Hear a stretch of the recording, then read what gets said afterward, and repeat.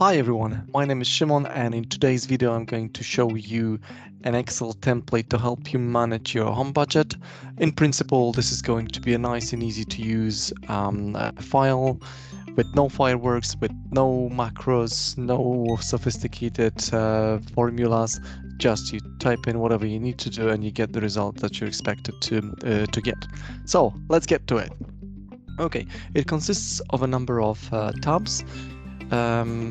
So you can see that it's got the categories tab that you will only need to complete the first time you start using it.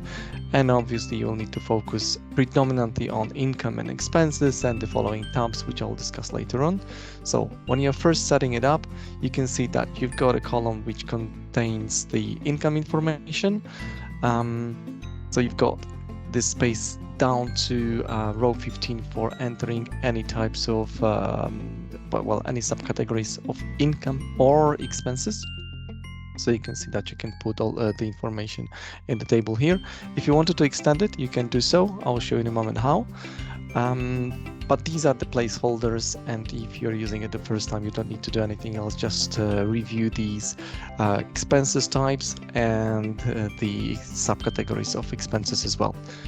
If you wanted to change the names of the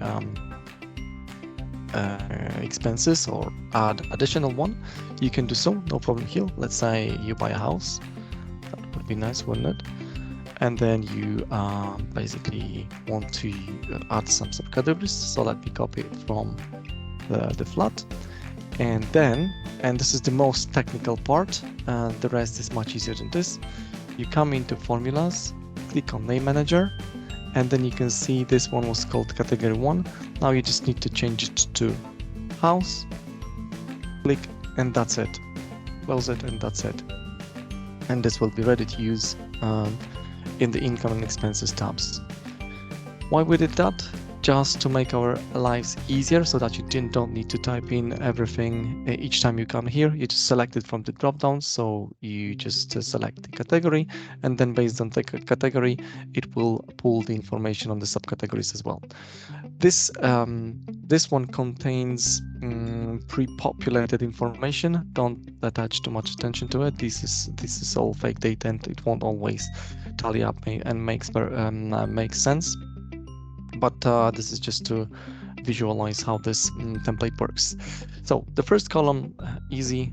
This is the date. So when you record an income or an expense, you just put it next to the given date. If it's not enough dates, don't worry, you can add that one. That's easy to do. So you just mark the row, right click, insert, then you copy the date from the row above, and then you can start using it. So you could see that we added additional categories, house, and then let's add this. Let's add the amount. So it could be the rent, 500, and that's it. And that's been added. You obviously do the same for the income. So in the first column, you just need to add the income type. For example, eBay, 20 toys.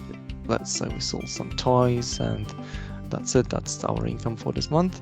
When it comes to this last section, the kind of violet section, this is about forecasting and planning a budget. I'll come to this a little bit later on, because this is really you would start putting some information in here once you've got some historical data about your income and expenses, and then you'll be able to estimate, for example, for the next year what your planned expenses and planned income will be, and then you will see how effective you are in planning and at the end of the day in saving and putting your the money in the savings account or investing in something else. So that's the income part. I usually filter the information so that it's limited only to a given month. So currently I'm recording it in December. You can see that the current date is highlighted here. So we've got a few things here. We can add additional one, insert. Let me just copy the date. It is important to have the dates everywhere in this column, otherwise it will break the pivot tables and the analytics there. The rest can be blank, so it won't spoil anything. Let's say I had to pay for a taxi today, and let me put it here, and that's it. And this is the most mundane part, but obviously the whole fun starts here with the expenses. So the first thing you do after you input all the information on the income and expenses tab, you need to review the data, because otherwise it won't reflect all the information. So you can see that there is a number of categories. For example, here when I refresh it, the additional ones called house will be added here. We can nicely align here so that it's nice and tidy. And then at the top, you can see the dates. So you can select the dates. You can select single months. If you press Control button on the keyboard and left mouse key, you can select respective months. Then you can see that this is very reactive and it shows only the information from 3 months down here as well. We'll get to that in a moment. You can do the same with the expenses and expenses subcategories. So let's see, I just put transport here. I just select transport and then the taxi, and then it is all limited to this information. If you want to take off the filters, you click here, here, and here. Obviously, you can select, let's say, you want to see how much money you spend on fuel. You can do so as well. Click directly here, and the rest will be empty. And then the information will be down here, or the accumulated information for fuel will be to be found here. And that's how you can play around with the filters here. Then if you scroll down a little bit, you've got the amounts in percentage, so you will see more or less what's your biggest type of expenses. So you can see we spend a lot of money for food, for loans, for other whatever it is. Then you can see the actual amounts for it.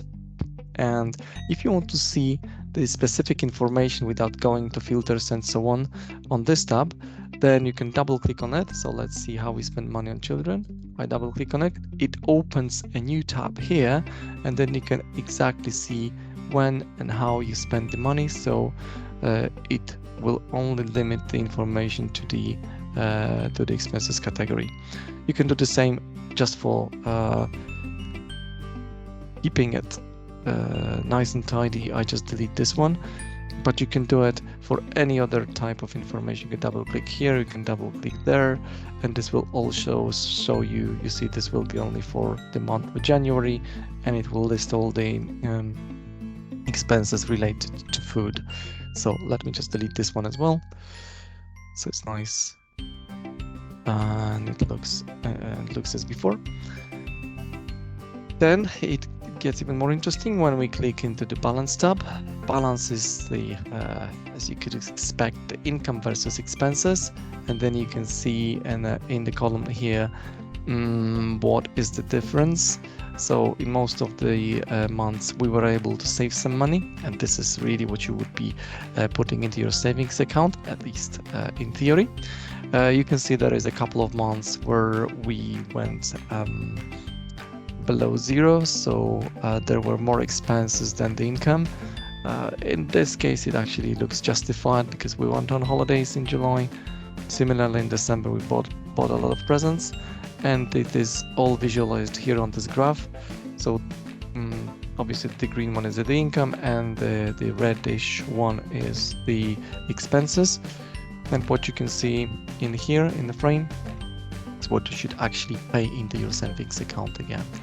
So that's just to visualize it. Again, you can filter it only to, I don't know, quarterly, whatever is your preference. Then it reacts again quite well.